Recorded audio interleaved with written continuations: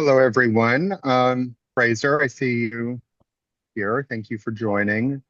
Maybe we'll wait just a couple minutes for other people to get online. Okay. In progress. Sorry.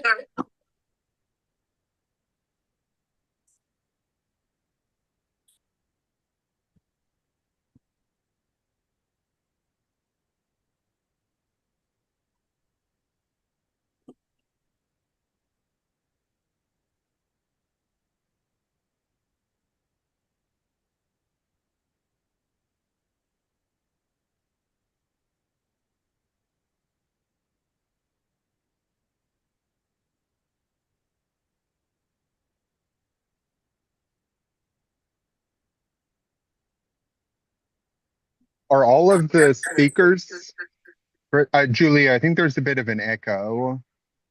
Sorry. Are all of the speakers online?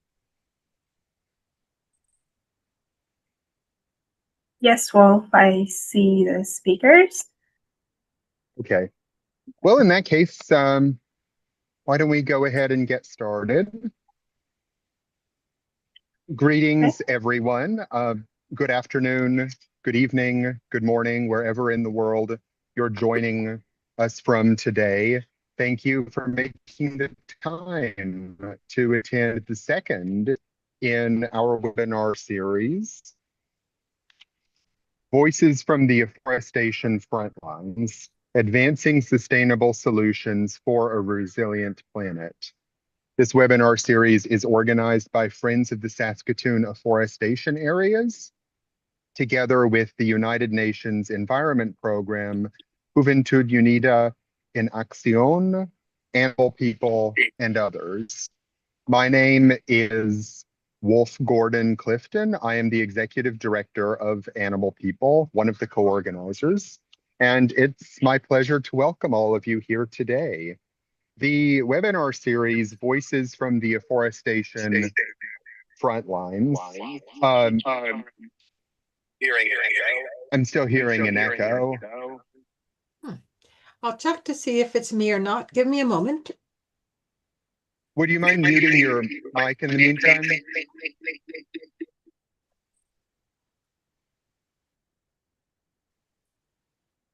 Okay. Okay, it sounds better now. Yeah. The webinar series has been organized to lead up to United Nations Environment Assembly's UNEA 7 meeting, which will take place in December. Julia, could you please mute your microphone?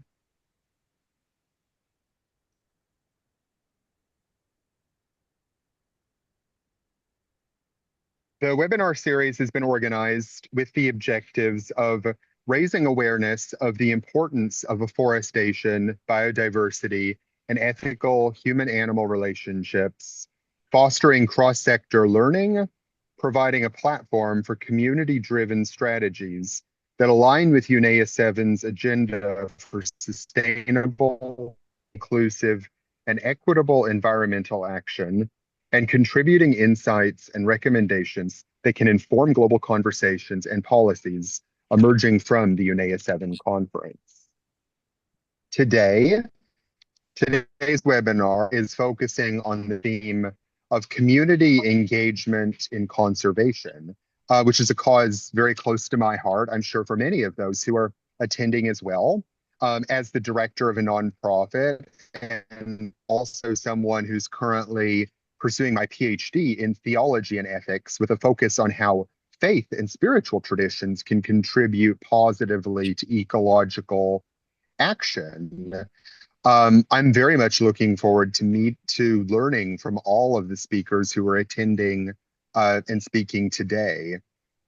So much of why we're currently in the midst of a biodiversity crisis, the main drivers are emerging out of unsustainable ways in which human societies seek to meet their needs.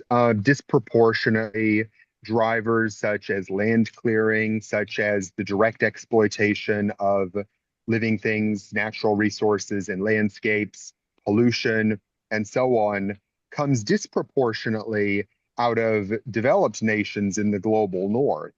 And yet the consequences of environmental degradation, including biodiversity loss, is disproportionately felt by those least responsible for the crisis. That said, all communities everywhere have the ability to model more sustainable, more ethical ways of meeting their needs in relationship with the environment, both globally and locally. So this is why it is essential to support communities in finding the solutions that best meet their needs in their environmental conditions, in their place and ecosystem, and in supporting activism emerging from these communities. With that said, I would now like to welcome Julia to deliver the land acknowledgement.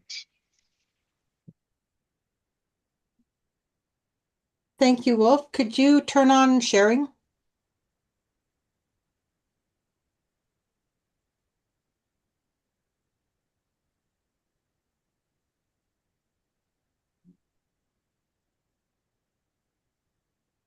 Thought I had that set already.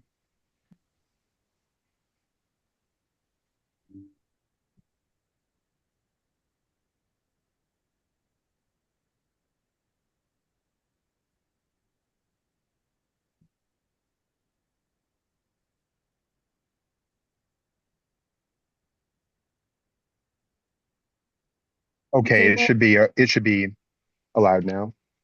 Okay. Yep, it is. Yay. Thank you.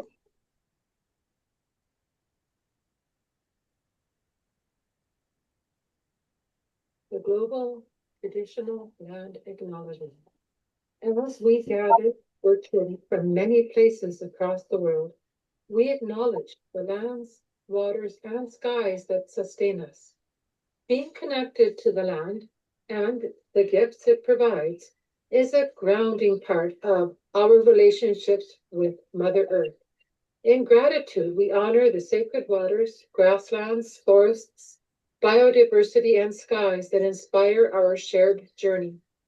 In the spirit of reconciliation, right relations are enhanced by learning from Indigenous worldviews, including Wakatoan, a Cree word from the Nihilwa that reminds us of the kinship and interconnectedness of all people, communities, and natural systems. Guided by this teaching, we come together to walk with respect, reciprocity, and responsibility toward the earth and one another. Thank you. Thank you, Julia. And now it is my pleasure to welcome the meeting host, Fraser Yaheas. Fraser is a public advocacy leader, a policy advocate, and an equity strategist with over 10 years of experience in the nonprofit sector and in multilateral spaces. Rooted in a human rights-based approach, and Fraser holds a master's degree in global studies and international relations, and she is currently pursuing a second master's in electoral policy and administration. She has chaired the Women's Major Group for the United Nations Environment Assembly and now contributes to the group's communications team. She has served as a W7 advisor since 2023 under the presidencies of 3 successive countries. She currently serves as an executive analyst for Dixie Bloor Neighborhood Center, and most relevant to the current meeting, she is the public advocacy director for Friends of Saskatoon Afforestation Areas. Fraser, thank you so much for joining today to lead this meeting and to edify us on how communities can contribute to conservation.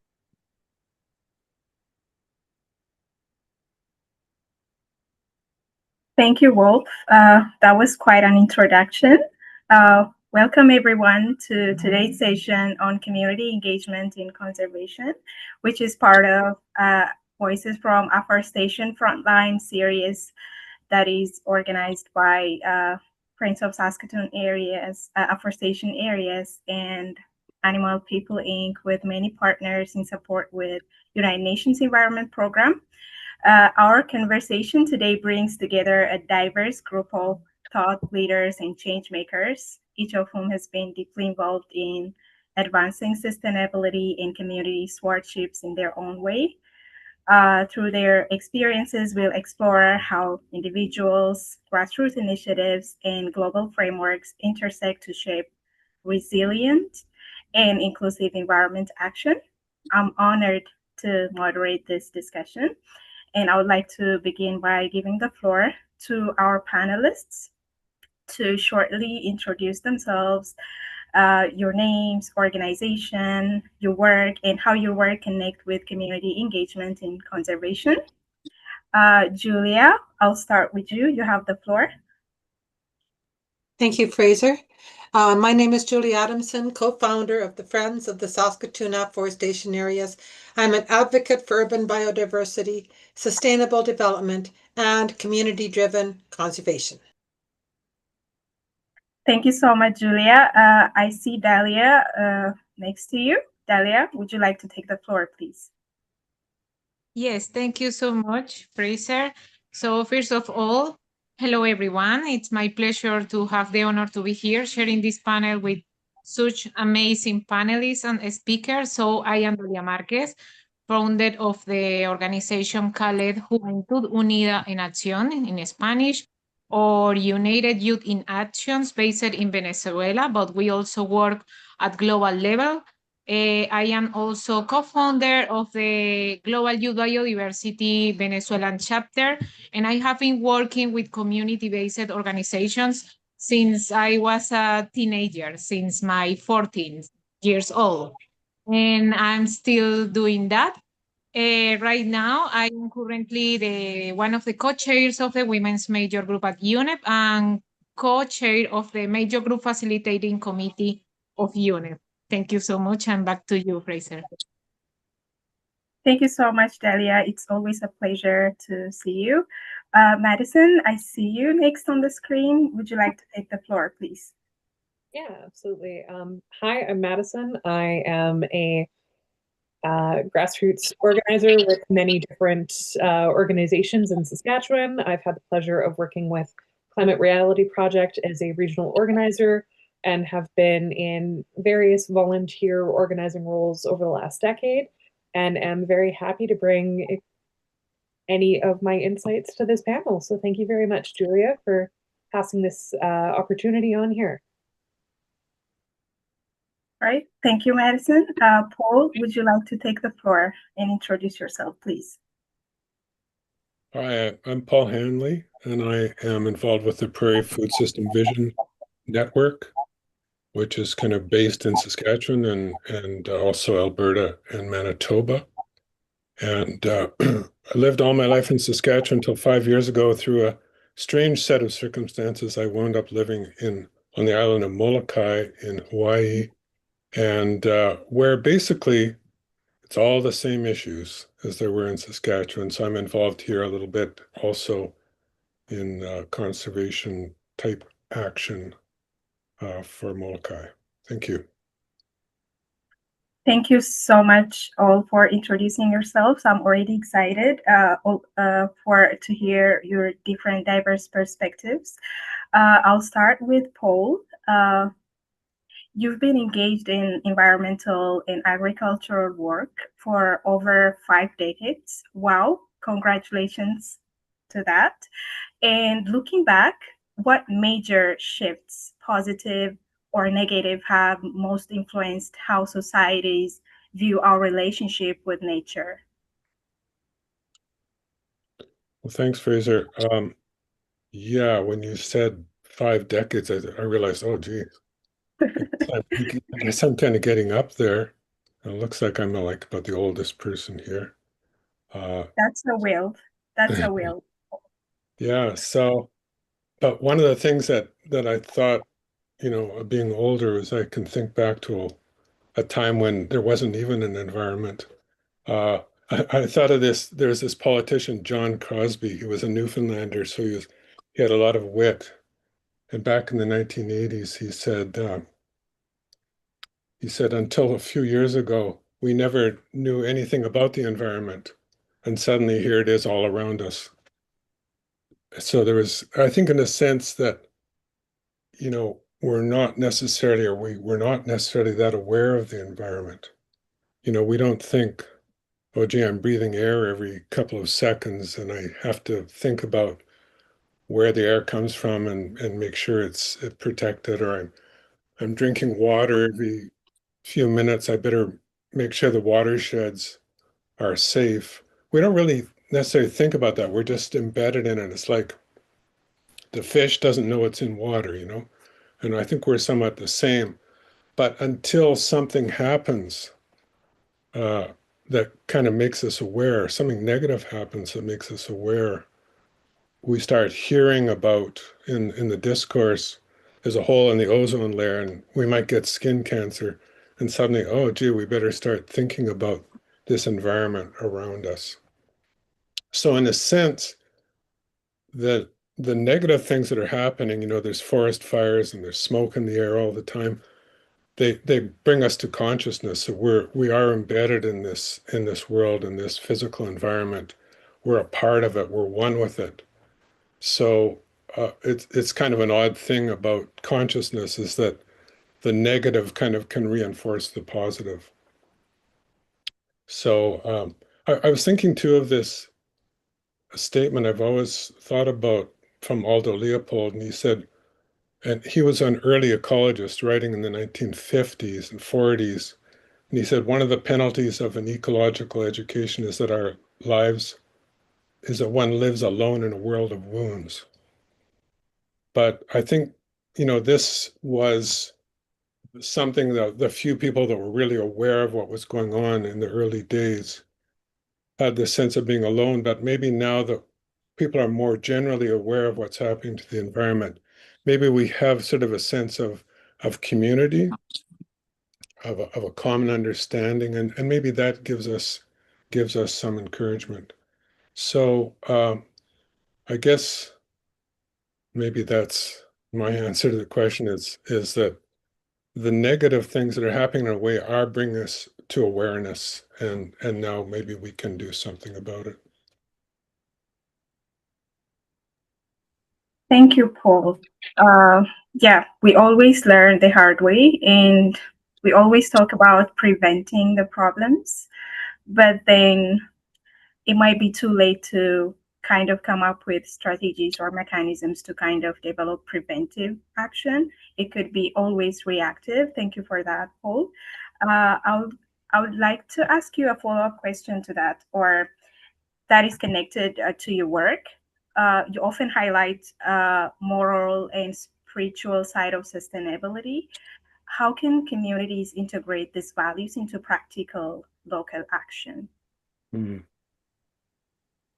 Yeah, that's a good question. I'm thinking again of another quote, and Stan Rowe was a kind of a hero of mine. He was a prairie ecologist who lived in Saskatoon and Saskatchewan. And he said something really interesting. He said, the landscapes of our making match and reflect society's cultural inscapes. So, and from another perspective, Shoghi Effendi, who was the guardian of the Baha'i faith, said, we can't segregate the human heart from the environment outside us and say that once one of these is reformed, everything will be improved. Man is organic with the world. His inner life molds the environment and is itself deeply affected by it. The one acts upon the other, and every abiding change in the life of man is the result of these mutual reactions.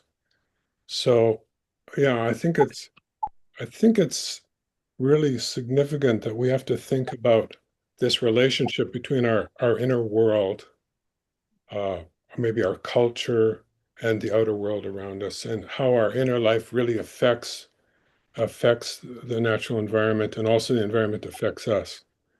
And so I was thinking about, I mentioned the Prairie Food System Vision Network, and one of the guiding inspirations for us has been Indigenous worldviews. And I think Julia mentioned before Wakotuan, the idea that all things are related. And so we talk about Kweaskastasawan Wakotuan, which is making things right by recognizing the relatedness of all things. So this is, I think we really need to look at transformative change. Right. Just small scale changes and reforms. They're good, and they're something that we learn from. They have to be done, but we also have to think of the big picture and really kind of engage in discourses about the need for transformative change in society. The changes that perhaps bring about unity, more unity between people, unity within ourselves, and then how those things get reflected in the world around us. So, for example, if we think of, the world is very divided right now. There isn't a lot of unity. And so our governments seem to be almost going backwards in their environmental performance. And a lot of this has to do with the kind of polarity that's developed in society, I think. And also at the international level, there's so much conflict between nations, we can't focus on what needs to be done to protect the environment. So there's trillions of dollars available for fighting and preparing to fight, but we think there's no money around to conserve the natural environment, to protect it. So again, I just want to refocus our thinking a little bit, or focus our thinking a little bit on this need for this kind of interchange and a kind of moral, ethical revolution that we need in order to protect the world around us. So I don't know if that really helped us look at our local practical actions today, but I'm thinking I'm kind of broadening it to really look at participating in discourses that look at the big picture as well. Wow, thank you for that, Paul. I think that might be now the best way for us to bring in the inner culture and how to connect it with the spiritual values and how we can bring the sustainable change in a way that we could bring these pieces into the solutions. And I believe that's a different perspective that's not more often talked about. But I believe and I can see it making change already as it connects with people in so many ways. Julia, the next question would be for you. So through Friends of Saskatoon Afforestation Areas, you've built impressive momentum around urban forest conservation. What strategies have you found most effective in turning community interest into sustainable stewardship? Thank you for that question. At the Friends of the Saskatoon Afforestation Areas, sustained environmental stewardship begins with connection, connecting people to place, to purpose, and to one another. Guided by our long-range plans and the excellent advocacy strategy developed by Fraser Yahayas, we focus on protection, safeguarding the forests we already have, and caring for these rare remnant ecosystems that still breathe life into our city. Our most effective strategy has been showing how local action is part of a global movement. When someone shares the Afforestation Areas history, records a bird on eBird, or logs a species on iNaturalist, they're not just helping Saskatoon, they're advancing the United Nations Sustainable Development Goals for climate action, life on land, and sustainable cities. Citizen science turns small acts into meaningful contributions to the UN Decade on Ecosystem Restoration and the International Decade of Sciences for Sustainable Development. This year, our organization reached an incredible milestone. We became officially accredited to the United Nations Environment Program, and this recognition affirms that what happens in Saskatoon's afforestation areas contributes to the global restoration story. We are deeply grateful for the mentorship of Paul Hanley and Robert White, co-founders of the Friends, who both personally knew Richard St. Barbe Baker, namesake of the larger afforestation area. As Hanley wrote in the biography, Man of the Trees, Baker was the first global conservationist, and his legacy continues to inspire our mission today, to plant ideas as much as trees, and to grow a culture of care. We've learned that stewardship thrives when people feel safe and included. By applying crime prevention through environmental design, we ensure that our afforestation areas are welcoming, safe, and secure. We engage with the City of Saskatoon's official community plan, the Sustainability Department. We recognize the value of natural capital assets and the upcoming 2026-2029 strategic plan, providing feedback that reflects the needs of both people and the ecosystems. Education remains at the heart of what we do through interpretive tours, school programs, collaborations with the University of Saskatchewan's School of Environment and Sustainability, College of Agriculture and Bioresources, Department of Engineering, Sask Polytechnique, Dalhousie University, and the Gabriel Dumont Institute. We are turning the afforestation areas into living laboratories for urban resilience. Métis educators and elders help weave traditional ecological knowledge into our work. We share these stories through periodicals, presentations, conferences, and the RCE Awards ceremonies, bringing home best practices in green space management and collaboration. Because, as we often say, you cannot protect what you do not know. Saskatoon's best kept secrets, these forests and wetlands, deserve to be known. And through storytelling, we help people rediscover the natural beauty and history in our own city. As we approach the 50th anniversary of the Saskatoon Afforestation Areas in 2028 and the UN Decade for Afforestation and Reforestation, we aim to demonstrate what sustainable, community-driven forest management looks like in an urban context, where we co-create stewardship plans and heritage stories with the community so that residents see their fingerprints on every project. When people feel ownership, they become caretakers of the ecosystem for generations to come. That's how we grow connection, that's how we grow community, and that's how we grow a sustainable future, one act of care at a time. Ultimately, sustained stewardship is built not just on science, but on connection between people and the planet, between knowledge and action, between the stories we inherit and the legacies we create. The Friends of the Saskatoon Afforestation Areas continue to grow that connection every day, transforming awareness into advocacy and community into conservation. Thank you. Well, thank you so much, Julia. I always feel privileged to be part of Friends of Saskatoon Afforestation Areas that is directly impacting many lives. Just a follow-up question to that. Urban green space face growing pressure from development. How do you balance advocacy for preservation with city expansion and public needs? When I am asked how we might balance advocacy for ecological preservation with the city's expansion and the growing demand for access, I am reminded that a forest is not a luxury, it's a foundation. Urban nature is not an obstacle to development, it is part of the city's living infrastructure. A city without trees is a city without roots. It cannot breathe, it cannot heal, and it cannot even hope to thrive. Here in Saskatoon, at the heart of the world's most endangered ecosystem, the temperate grasslands, we stand on sacred ground. The Richard St. Barbe Baker Afforestation Area, the George Jennery Urban Regional Park, and the West Whale are not simply parcels of land. They are living archives of ecological and cultural history. To protect them is to protect the very lungs and conscience of our city. Balancing preservation and growth begins long before the bulldozers arrive. It begins in planning rooms where we must insist on green first design.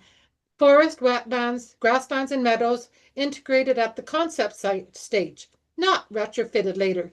This is the call of the United Nations Decade on Ecosystem Restoration. Restore before we expand, renew before we consume. Our vision must be of regenerative cities, not extractive ones. Cities that grow with nature, not over it. Through community engagement, we learn that conservation is not achieved by exclusion, but by inclusion. The public must be invited not only to visit green spaces, but to become their guardians. We instill pride and a sense of heritage among park users, teaching through signs, workshops, and shared stewardship that access must come with accountability. Public access will only continue if there is still a green space to come to. We work hand in hand with project managers in the city, integrating green buffers, sustainable materials, and wildlife corridors into new developments. This is how peace is made between progress and preservation, by designing coexistence. Our collaborations with the City of Saskatoon and community partners and green groups show the power of collective vision. When the mandates of government, academia, and grassroots align, the results are extraordinary. Yet funding and policy alone are not enough. True success depends on shared responsibility and communication among all the actors. And so we urgently send letters to our Canadian leaders today. The Honourable Julie DeBruson, Minister of Environment and Climate Change, and members of Parliament to ensure that the November 2025 federal budget in Canada includes funding for the National Urban Park Program, securing Saskatoon's rightful place in this network of nature-based resilience. This work answers not only to local need, but to the global call of the United Nations Sustainable Development Goals. Life on land, life below water, and sustainable cities and communities, echoing the decade on ecosystem restoration, the decade of sciences for sustainable development, and soon the Afforestation Areas 50th anniversary, and the decade for restoration and afforestation beginning in 2027. Every tree we plant, every partnership we nurture, every child we teach is an act of restoration in a world that longs to heal. Richard St. Barbaker said, "It is the duty of every thinking being to serve not only his own day and generation, but also generations unborn, by helping to restore and maintain the green glory of the forests of the earth." Thank you. Thank you so much, Julia. I already see us all developing a framework, connecting moral, spiritual values, and then putting public at the forefront, not public not to visit, but also to make them guardians and give them the ownership of the nature. Thank you so much, Madison. As a grassroots organizer and a political advocate, you've seen how citizen-led initiatives can shape climate policy. What works best in turning community energy into real political influence? Thanks. Very similar to what Julia and Paul were both saying, it's a lot about connecting with people in your communities and bringing the information you're trying to share to an attainable level, so it's not such a large and scary topic that you're taking on. My background is actually in health policy. I came about getting involved in climate policy and advocacy in a little bit of a roundabout way. So it's been very interesting taking both of those things and connecting them and showing the different pathways where they intersect. Conversations and making connections find a lot more lucrative avenues for support rather than hoping your action will just get noticed by posting on social media or sending out a flyer here and there. Becoming more involved in our communities has shown, for the group I'm with, Saskatoon Climate Hub, to be a lot more support founding than anything else. Just this last August and September, we paired up with 13 different organizations to put on an educational webinar called Sprout and Learn. And it includes Strong Towns, Friends of Afforestation, where Julia was kind enough to lend us her voice to help with some educational programming there. Meewasin Valley Authority, we had the Canadian Associations of Physicians for the Environment joining us and going through all those different avenues to bring not only our conservation of the Northeast Swale, which we were focusing on, but also bringing more of the community together to show, hey, yes, Saskatoon Climate Hub, we're a group of about 20 who meet on a regular basis, but can be up to 40. There's dozens more people just in our city here who are focused on the same thing. And when we lend our voices to each other, we have a much louder voice and can accomplish a lot more compared to just us 20. Yeah. Our jumping up and down will accomplish something. Our group specifically looks at more of a municipal level, but we are a subsidiary of Climate Reality Project's Community Climate Hub program. and very proud to say we were the most active climate hub in all of Canada for June, July, and August for getting programming out and getting more citizens involved. Wow, thank you, Madison. Did you have anything to add? Did I interrupt you? No, you're good. You're good. Okay. All right. Thank you so much. Congratulations on the work that you're doing. And as you speak, I was thinking of bringing multi-sectors together, multi-sectoral integrated approach for better impact. And also, I see you talk about partnership and how collective efforts can bring a greater impact and can influence policy.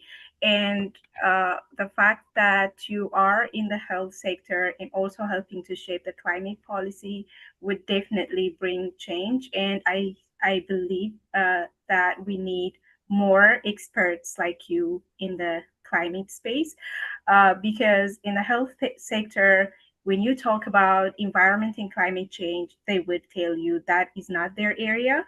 It's the area of the environmental experts or organizations working on environment and climate change. But it is the environment that is affecting us. And like Paul said, we learned the hard way. We learned from skin cancer that environment is one of the factors. Thank you so much. A follow-up question. Younger generations are driving much of today's activism.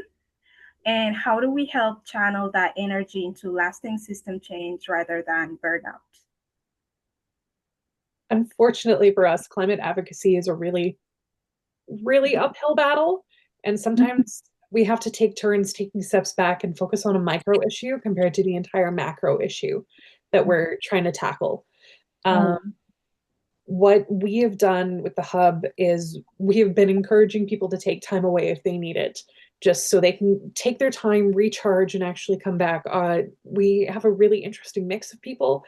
A lot are in the like 18 to 30 range. We also have a lot of seniors who join our group. So if they need a break because this is just a little too much for their schedule, or we have students who are involved who need to take a step away for their own personal matters, we highly encourage it. It's much better to take a week, 2 weeks, and come back with more energy than it is to just continue going and burn yourself out. We also have been focusing more on community projects on more of the micro level again. And part of what we're doing is things called bite-sized change, which we have speakers come in and talk to us about different environmental issues. We have activities that go on during the same time, and some bite-sized changes that we host are more of just social gatherings, so we can meet other people in the community and connect on more of a friendly level compared to a formal meeting level. We've been focusing more on community outreach, as well as the Sprout and Learn that we put on with all of those different organizations' help. We hosted a 3-night cinema series where we put different environmental films on showcase throughout the city, and we had 175 people join us over 3 nights to come, and they got to learn more about our group.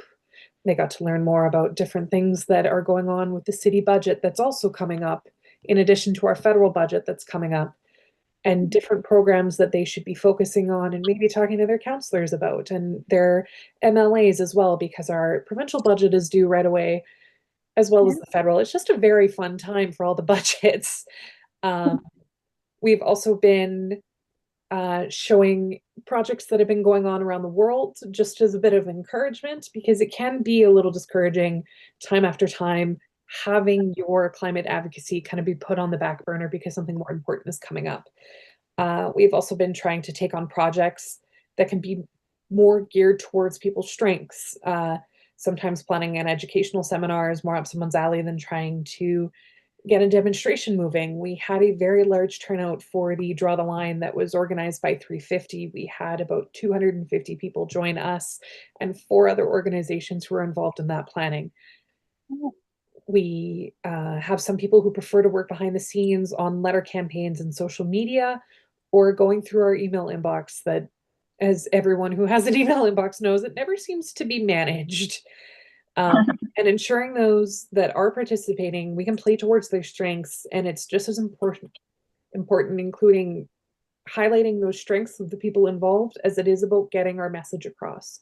Because if we're constantly just backed against a wall and we can't move forward, we're going to lose people who are very interested in helping with pursuing conservation and making sure the environment's at the forefront. Yeah. Yeah, I mean, I hear you, Madison, as a person that has been in the advocacy in the sector, environmental and climate change, and making sure that people are engaged constructively in the efforts.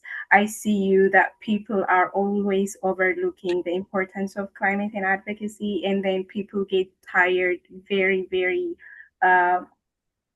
easily. Like they don't really see the importance and the core effect impact in general.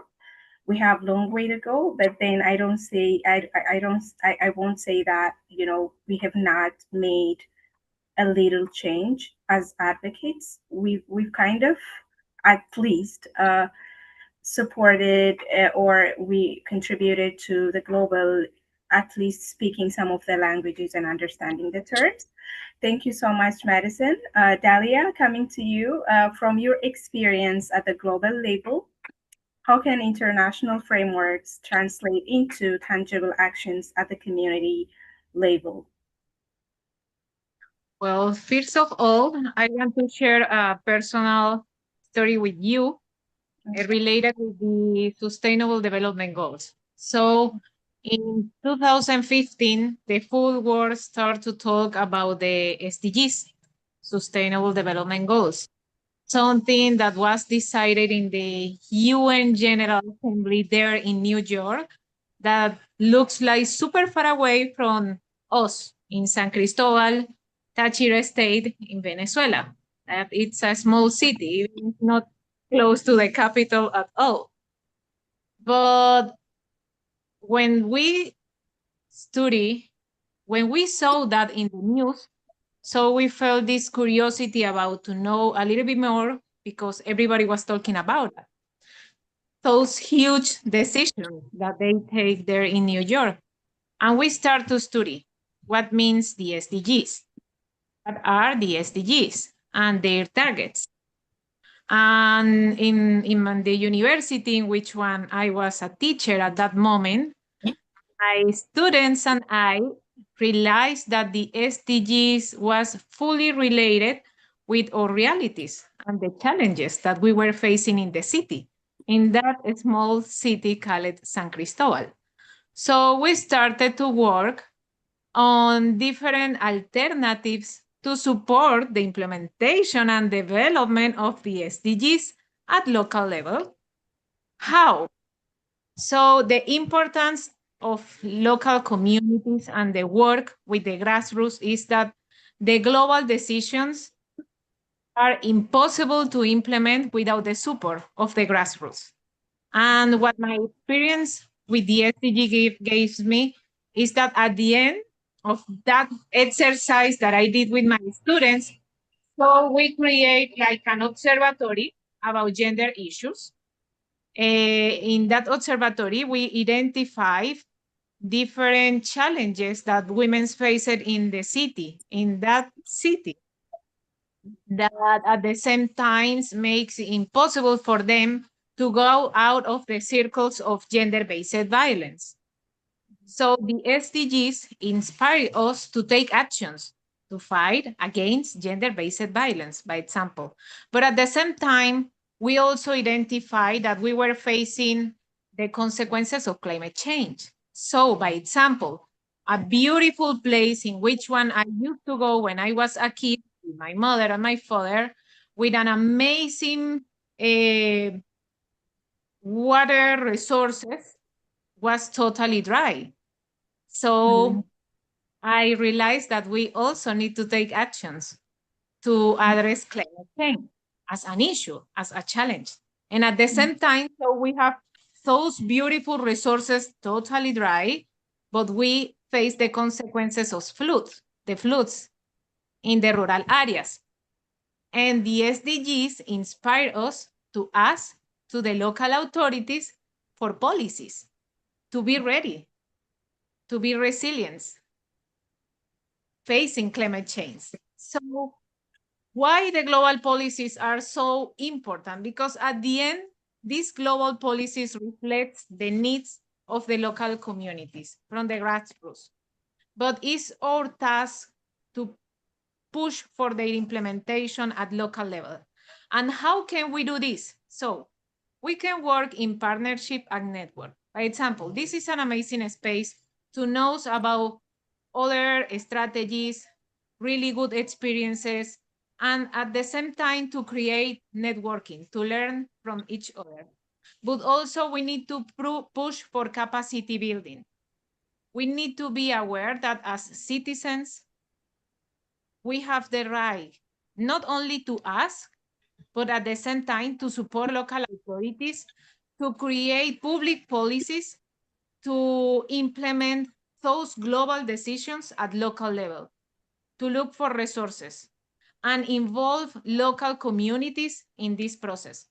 Because when the global policies are implemented at local level, when people in the grassroots are aware about their rights, about the different global agreements, conventions, etc., and they push for their implementation, then we will see the good consequences of the global policies. Absolutely.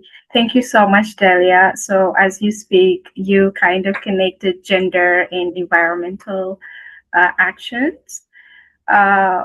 So how do you, gender and environmental justice often go hand in hand?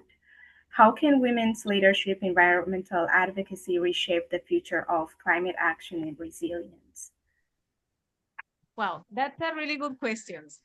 So first of all, I need to highlight that women and girls are one of the most affected by climate change and this environmental crisis. Women bear the worst consequences of it. And how can we reshaping the climate action resilience? So first of all, women bring an intersectional perspectives that connect climate, health, livelihoods, and care work, making climate action more holistic and socially grounded. That's the first one. Second one, global, the women's led movement often prioritize community and resilience. By example, food sovereignty, clean energy access, and protection of water resources. At the same time, women are powerful communicators, and we have a stronger coalition, and we are trying to work in networks all the time. I don't know why, but we have this need about to connect with others and work in partnership. So we are mobilizing across different generations, sectors to demand accountability and a systematic change in an holistical way. And the eco-feminist leaderships refrains climate action from the extractivism to regeneration, emphasizing healing, reciprocity, and justice. So in the practice, this means that when women led from the grassroots, organizers to policy advocates, the climate solutions became more inclusive, equitably, and durable. And I would like to highlight that I did a research about the participation of women in peace building, by example. And at the end, when women are involved in peace building, peace became sustainable. And in this process of climate action and climate justice, it is the same. The leadership of women is not just something to express their opinion. When we are engaged in something, by example, climate action, climate justice, we are thinking not only in us, we are thinking in the future generations, in our child, sons, kids, in our brother, father, husband in our families. So what is the additional value that I feel that women brings to environmental justice? And also from my experience working with different networks of women, I want to highlight that every time I work in these spaces, the environment, it's amazing because that sense of sorority and partnership all the time. Thank you. Well, thank you for that, Delia. I want to echo you in saying women can influence their communities from their household level. Sorry, men in the house, but I believe without women, world would have been nothing. Women has the power to lead. Women are strategists. Women are wise enough to lead, and they have all the gifts in the world. And how we can utilize that, and how we can put women at the forefront in decision making and constructively engage women from in different platforms and spaces would definitely bring change. Now, I want to open this conversation a bit more, and I want to forward a few questions to everybody. Before I proceed with some of the questions, is if there is anyone who'd like to ask the panelists based off what they have spoke to, I would give the floor to the question and answer. So if anyone wants to ask the panelists, even the panelists, if you want to ask questions to each other, the floor is open. I would like to speak up. Could I ask Paul Hanley, in your book, Man of the Trees, Richard St. Barbaker, the first global conservationist, you happen to describe Baker as the world's first global conservationist. What led you to give him that title, and how do you see his legacy influencing today's environmental movements? Thank you, Julia. Paul? Thanks, Julia. Well, actually, I was thinking of, we're talking about women, I was thinking about, one of the great conservationists, Jane Goodall, who recently passed, and how she became kind of a global spokesperson for environmental issues and kind of helped to build a world consciousness about those issues and also the relationship we have with animals. And so I was thinking of her and also maybe David Suzuki, people like that who kind of have engage in global level discourse. But then I thought of Richard St. Barbaker, and he seemed to be, when I was looking at the history of the movement, he seemed to be the first person who did that, engage that way on a global level. So he was continuously traveling the world, meeting people at the grassroots level, but also national leaders and international leaders, and really encouraging them to think about conservation of the natural world, especially forests. So that's why I said he was the first global conservationist, but it was also a good way to put a title on the book that made it seem kind of attractive to people, I thought. So that was, and what was the second part of the question? How do you see his legacy influencing today's environmental movements? He kind of had a ripple effect. I think so. Well, look at what you're doing, Julia, and what the organization you're working with is doing. So Saskatoon recognized Richard St. Barbaker because he used to be a local person back in the early 1900s when he was a student at the University of Saskatchewan and a homesteader around Beaver Creek. So they wanted to recognize him in some way, and so that was why they gave that name to the afforestation area.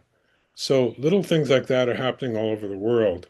And he, even after he died, he had an influence on some of the really important conservationists in the world, who have had actually much more impact than he actually had in terms of actual conservation of nature and so on. So there are quite a few of them. that fit into that category. Yeah, so that ripple effect continues today from his work. And I think that should encourage us all. Maybe we're not seeing the results that we want to see necessarily immediately, but sometimes these effects take a while to take hold and spread out. Yeah. Thank you. Thank you so much, Julia. Now I will forward the question for all of the panelists to interact, respond. What connections do you see between moral values, grassroots movements, and local actions? Anyone can start. I'll just say, to me, moral Okay. values gives us our why, and local action kind of gives us our how, and grassroots action is how conscience takes root in the landscape. It's our affection and care made practical. I love that, short and sweet. Thank you. Anyone who'd like to reflect to that?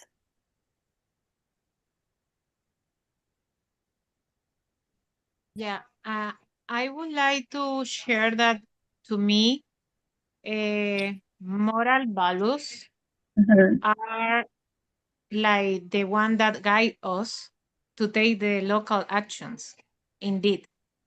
By example, to me, when I started to volunteering in different organizations when I was a teenager, it was for a personal experience. When I was a kid, my mom and dad was working in rural communities, and while they were working with the elders, with the parents, they don't have anyone to leave me, so they take me with them, and I have the opportunity to share with those kids in those communities.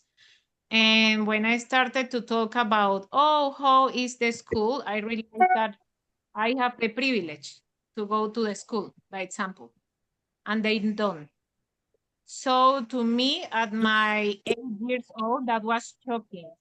So my moral values started to push me to try to do something good, because sometimes we have privileges and we didn't realize that. Right. So to me, moral values are the ones that guide us and push us to do some local actions. Absolutely. Yeah. Anyone who would like to add? Can I add a few points? Yes, please, Germa, please go ahead. You would Thank like to introduce yourself first?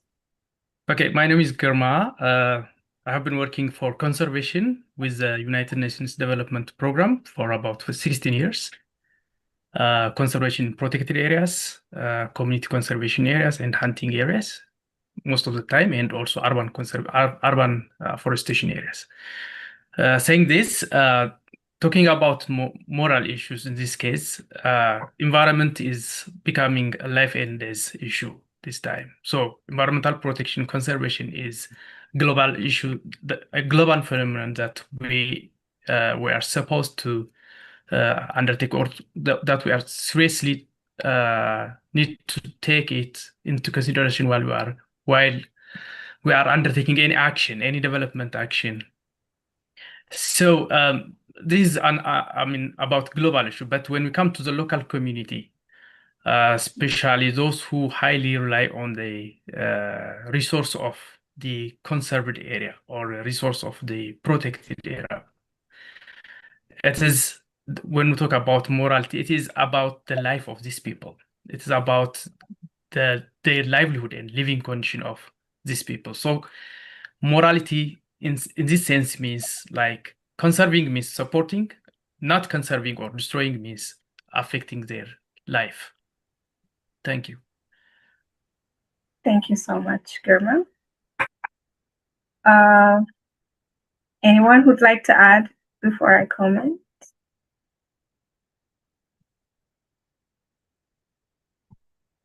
Wolf, did you have anything to say? Because I know you're also working on spirituality and conservation. Well, I mean, on that subject, I'd like to add, as Julia said, I really appreciated Paul's words on the importance of the inner world for the outer world, that that spirituality and faith as being something that shapes human behavior, that shapes our worldviews, has enormous consequences for the way in which we relate to the world, to the natural world. Where I wouldn't say I disagree per se, but I think that when you look at the history of the world, you can find people who you might consider proto-conservationists throughout global history, many affiliated with various spiritual traditions, Taoism, the Hindu traditions, the Buddhist traditions. You have very deep roots as far as the natural world being sacred. You have figures such as Saint Francis who have modeled living in harmony with the natural world and establishing peace between humans and wild creatures.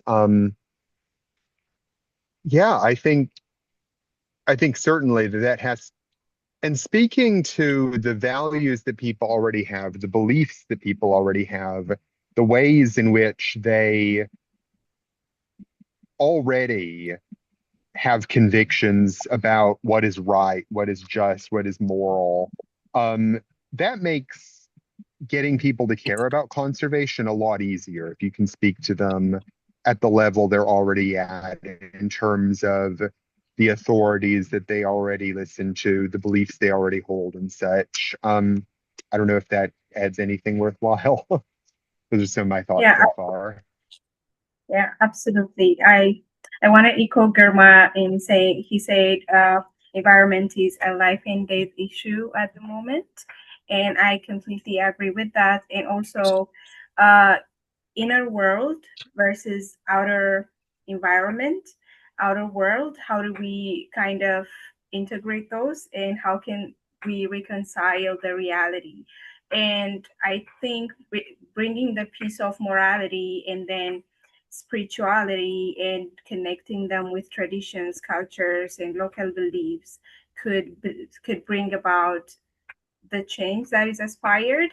But how can we make sure that the capitalist world to comply with the reality? How can we make sure that equity is at the forefront? How do we make inclusive, intentional, inclusive engagement? Uh, and at the world where there is much polarization, prevalence of big polarization, and there are a lot of underserved community groups which are disproportionately being affected.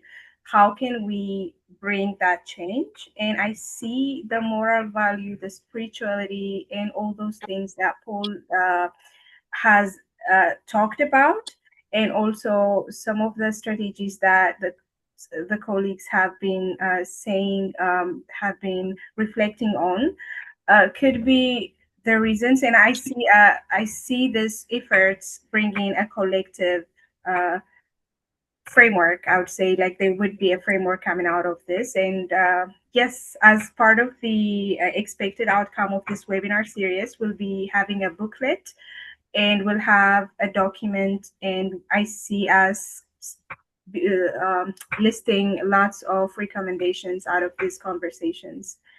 Having said that, I would like to open the floor for Q&A. Anyone who has questions to our panelists, I will open up the floor. Any questions?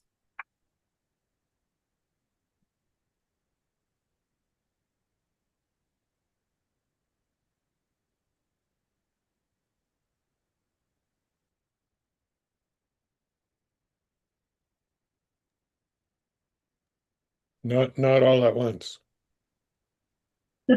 Julia earlier made a comment in her presentation about the value of natural spaces, especially natural spaces within urban environments for crime prevention. I was curious to learn more about that.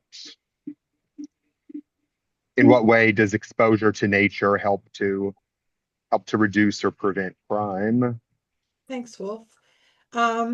Basically, it's that whenever you're in nature, whether it's watching a wetlands or a river or walking through the forest, you're connecting, you're grounding, and you're receiving amazing health and wellness benefits.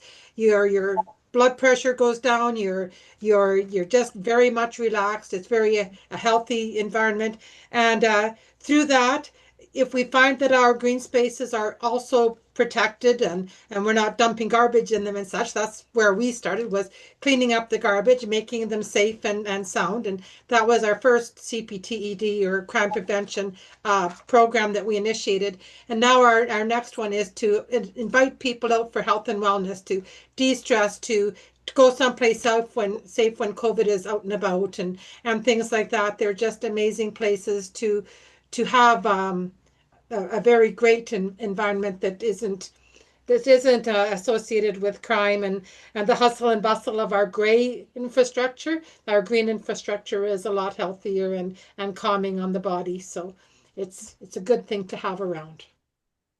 Thank you. Thank you, Wolf, for the question, and Julia for addressing that. Do we have any more questions? We are way ahead of our schedule, so happy for that. But we have a couple of minutes to kind of expand the conversation. We've touched on a very interesting topics, and if anyone would like to comment on that. I think I will, because I was thinking about consumerism, and kind of understanding the purpose of life. And is the purpose of life to kind of accumulate things and kind of really focus on our material needs exclusively? Or is the purpose of life to really build spiritual capacities and qualities? And, I think we've gone too far in one direction. We need to look after our material needs, obviously, but I think we've become kind of fixated on accumulation. And I was, thinking, again, I'm talking about being older, but I remember as a kid, we had like little corner stores, little grocery stores you'd go to and get your food. We had one right across the street from our house, and we didn't have big supermarkets and so on. But through my life, I've seen this accumulation of bigger and bigger and bigger as the community expands and expands and expands, with huge parking lots and Costco's and mega stores and malls and so on, all focused on these increasing our material stuff. And there's almost like I call it a materialist crusade that has been launched. And, at the same time, these expansions are kind of destroying natural spaces at the same time. So I think this idea of refocusing ourselves on what's really important about life, which is our spiritual development, developing our spiritual capacities, is really, really critically important. The material and the spiritual realms kind of have to advance together. One analogy is the analogy of a bird. A bird has two wings, and that's what makes it be able to fly, the balance. So the material and spiritual have to be more in balance so that humanity can fly. So I think that's really essential, to think about what is the purpose of our lives and refocus on that. And as Wolf was saying, the traditions throughout history have been actually asking us to do that. But today, with industrial development and so on, things have gotten completely unbalanced. Yeah, I do also. May I continue? Sorry. Yes, please. I do second poll. Yeah, this materialism is not only destroying the environment in terms of natural destroying the natural forest or the natural asset that we have. But in addition to that, materialism is polluting the environment. More consumption means more production, more waste because of leftovers. We are becoming a user industrial society that we are polluting much. So yeah, we are working against ourselves. We are working against our lives. So just to add some points on board. Thank you. That was a good point. I liked what Paul and Germa had to say. I'd like to also say that besides the consumerism and the marketing that's going on, it makes it really hard for people that are trying to connect with the land with our food. Delia has a comment also. Our native foods, our grasses, our forbs are much healthier for us than a lot of our North American diet. And a lot of Indigenous communities realize that already. It really makes me sad to go down an area where there might be homelessness, and I see people scrounging through the garbage cans looking for something to eat. And as I'm walking along, I'm looking at what people would call weeds growing along the sidewalks and along the roadsides, and I'm going, well, did you know you could eat that dandelion? You can eat that portulaca. You don't have to eat this food that's kind of almost moldy or something like that. So there is something about our gross materialism that makes people think that what you pay money for is much more valuable than what we have around us if we just had eyes to see. Thank you. Thank you.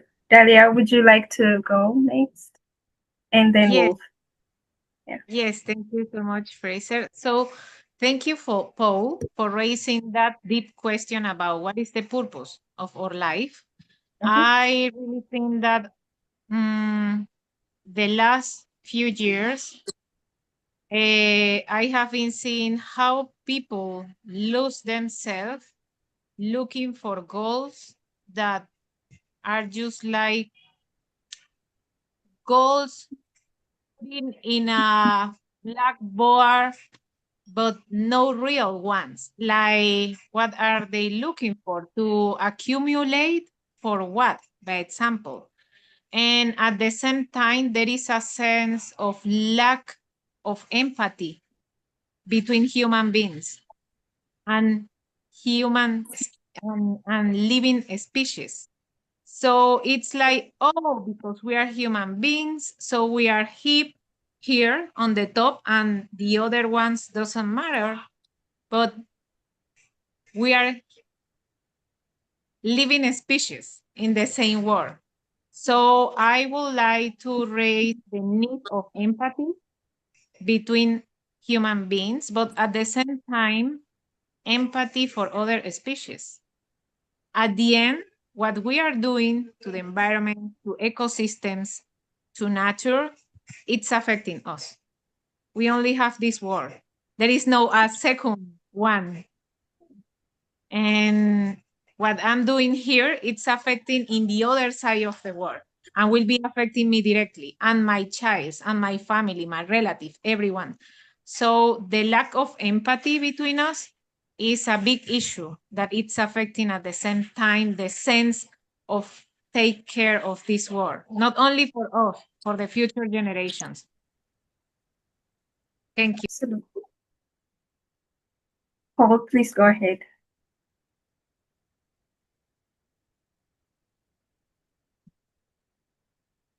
Paul, would you like to?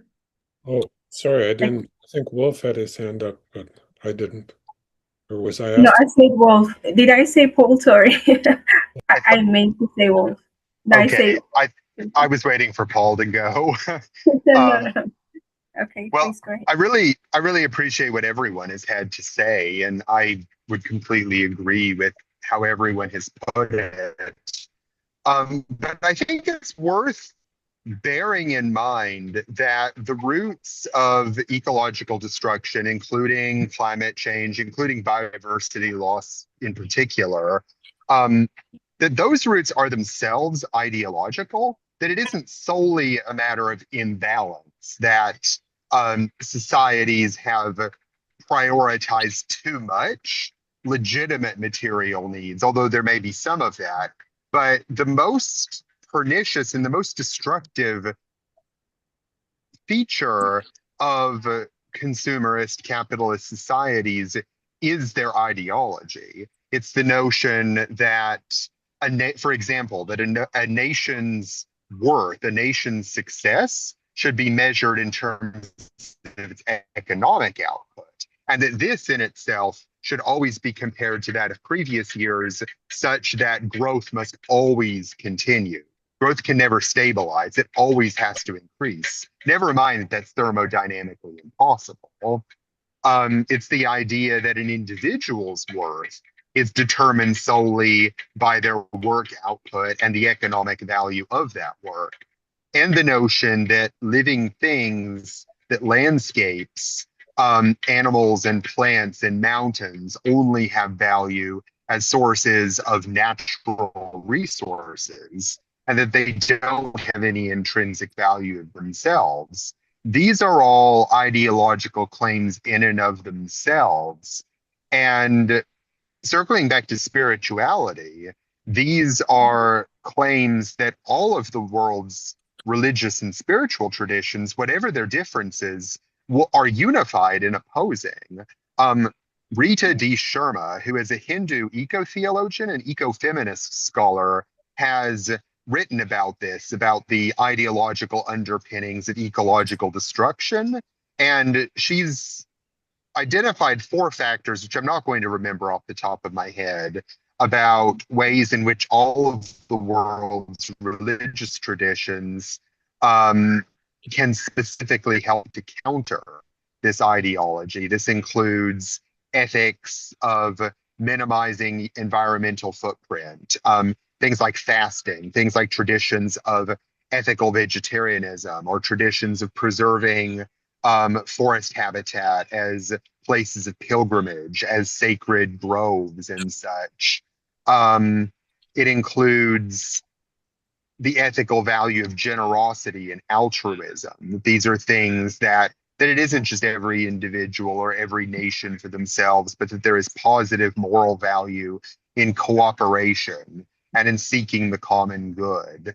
And the idea that there is intrinsic value beyond the human, that other living beings, that they aren't just reducible to natural resources, but that animals and plants are ensouled beings, that the natural world can itself be a reflection of the divine in some way, or can be inhabited by sacred forces. So that's just to add a little bit, that it isn't just that we're trying to promote morality or ethics or a positive ideology, but we're trying to counter a very negative and destructive ideology, and that's a lot of what brings us all together here today. And that's what the concept of sustainability itself, you argue, is a kind of spiritual value, and that it's trying to reclaim this notion that it isn't just about limitless growth, but we should strive not to live in such a way that the earth cannot replenish what's taken, that future generations will have to inherit the destruction that we've wrought. Sustainability, before it was co-opted, before it was greenwashed in so many concepts, actually had a very radical meaning. And the idea of sustainable development is something that's radical in a way, and I think all of us can reclaim.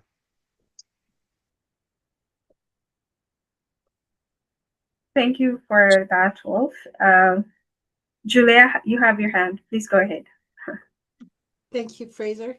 This conversation reminded me of something else as we're talking about consumerism and marketing. I'm thinking that the herbicide and pesticide companies have a lot of money, more money than the green groups have. So the farmers and the agricultural producers are led to believe that they'll get $1 million bazillion if they just use a herbicide and a pesticide. And I remember reading Paul Hanley's book that he had written about and edited about organic farming. And I thought, my goodness, if only that was more widespread, it would go a long ways. And then I also just recently heard a news report on CBC about kochia weeds, and they're taking over this family farm in Saskatchewan, and how this plant can do a lot of damage, and one seed turns into thousands. So I looked it up. Kochia seeds are edible. They're actually a delicacy in Japan. Why doesn't this farmer turn lemons into lemonade and make good out of this, what he calls a weed, and make it into his crop instead of buying a whole bunch of herbicides to get rid of it? It just goes to show what community development could do to change the actual mindset of people into protecting the environment. Sorry, I don't, yeah, thank you. Thank you so much, Julia. I see the emotions coming up. Okay. Alrighty, that was quite an insightful conversation. I had a question, but that might be a kind of it might be really it might not be easy to answer, but I want to ask the question anyways. Paul talked about finding purpose of our life, connecting with what we need out of our lives. And I believe, of course, the purpose of our lives and finding the purpose of people's lives might be a solution into some of the actions, but still there are people trying to figure out what the purpose of their lives are. But how do we connect moral values, cultures, traditions, and purpose? And is there a way to kind of educate or raise awareness of communities in that way to understand purpose and how to drive that purpose into connecting it into environmental aspect? It's just got me thinking, how do we do that? Like, is it easy to do that?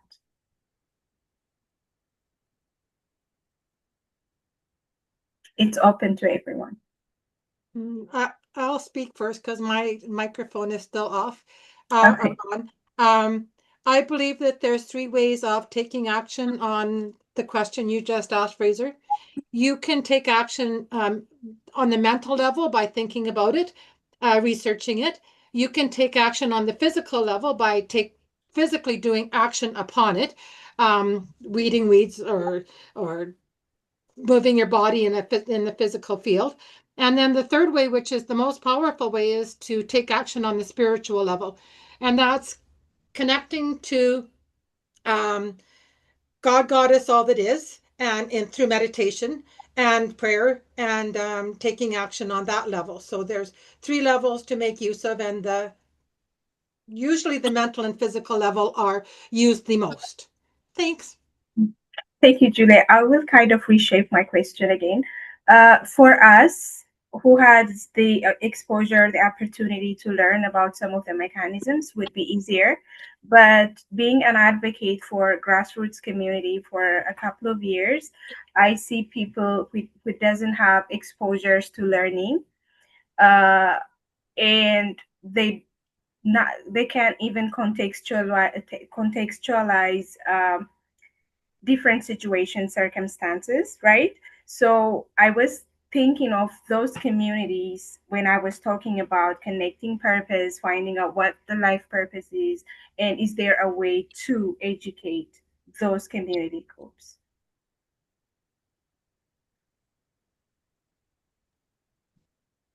Yes, please, Germa. Thank you, Fraser.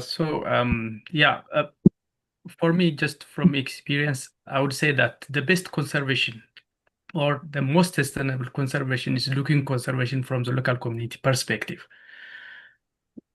That is because most of the time the area that we think should be assigned for conservation is an area that not only belongs to them, but that their livelihood highly depends on.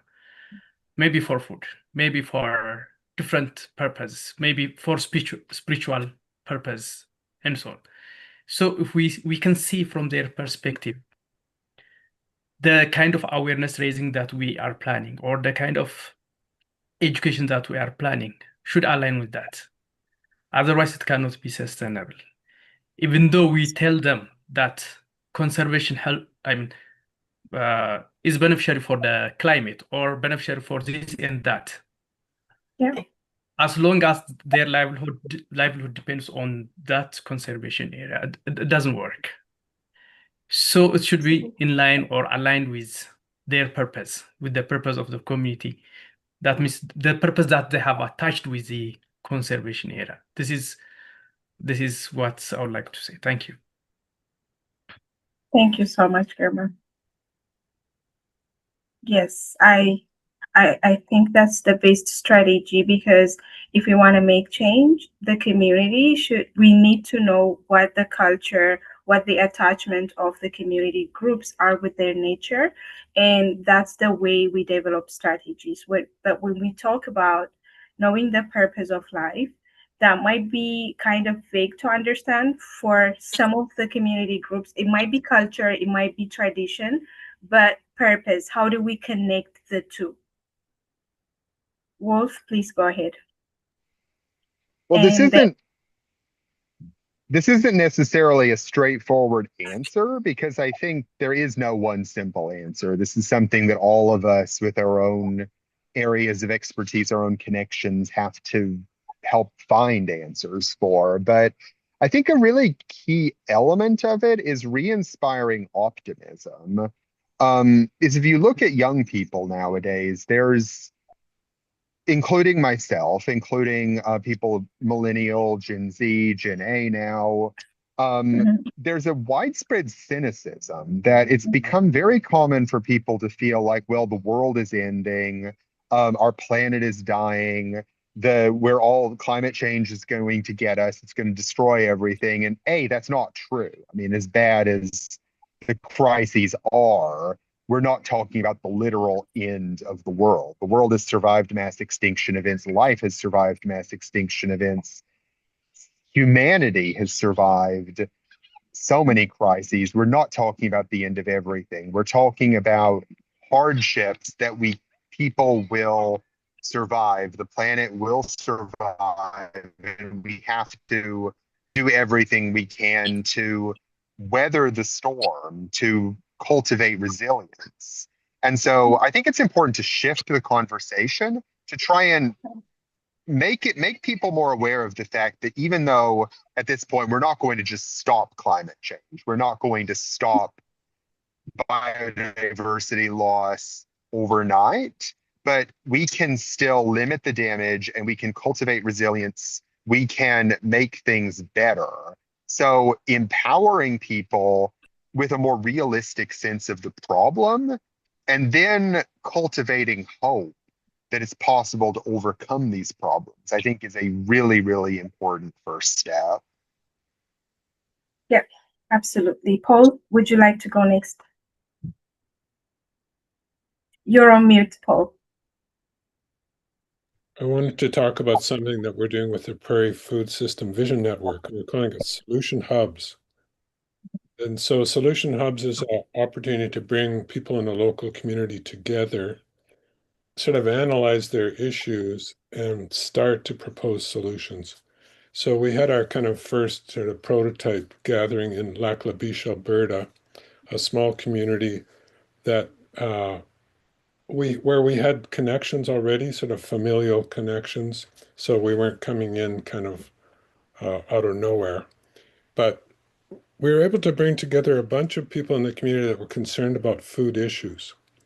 And sometimes there was actually kind of conflicts between some of these groups and a bit of competition about who gets funding and that sort of thing. We were able to bring them together for a fairly, like a full day or even a day and a half to come together and really talk about the issues. What are they? What's the problem? What's behind the problem?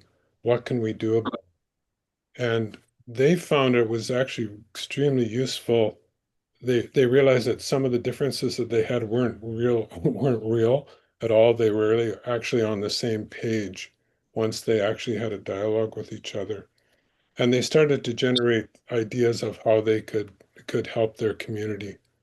And for example, they brought in some people who were from the Department of Health, talking about, there's often issues around food safety and so on.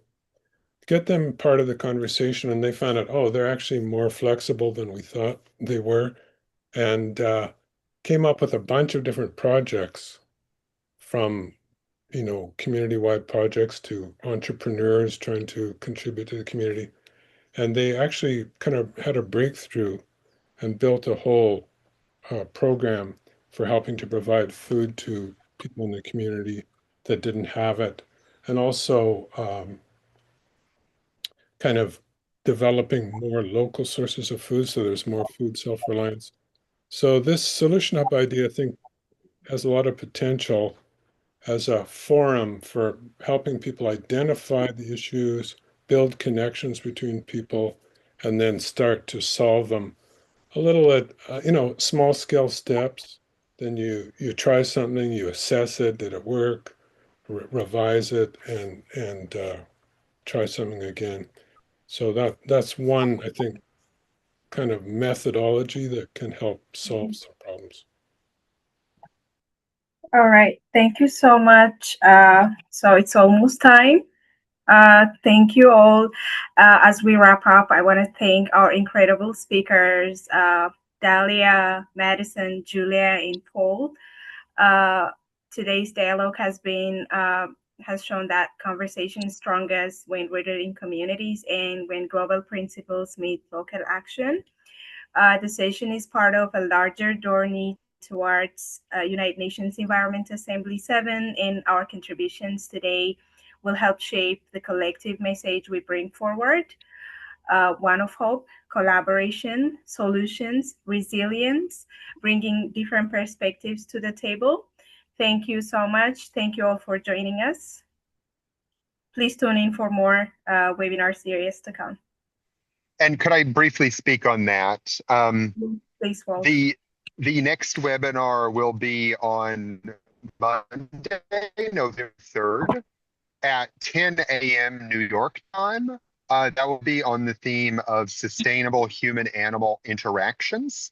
I will be moderating that event, bringing together experts from a variety of backgrounds, a variety of organizations, to talk about the ways in which animal life and animal sentience relates to biodiversity, and how animal welfare can play a role in biodiversity activism and policy. And then the final webinar will be held on Thursday, November 20th at 6 p.m. New York time. This will be on the subject of biodiversity and ecosystem resilience. And Dalia Marquez, who was here today as one of the panelists, will be hosting that on behalf of Juventud Unida en Acción. Thank you so much, Wolf. I guess that's it. Thank you all. So we'll see each other on the next webinar, hopefully. Bye-bye. Bye-bye. Thank you. Bye-bye. Thank you, everyone. Thank you.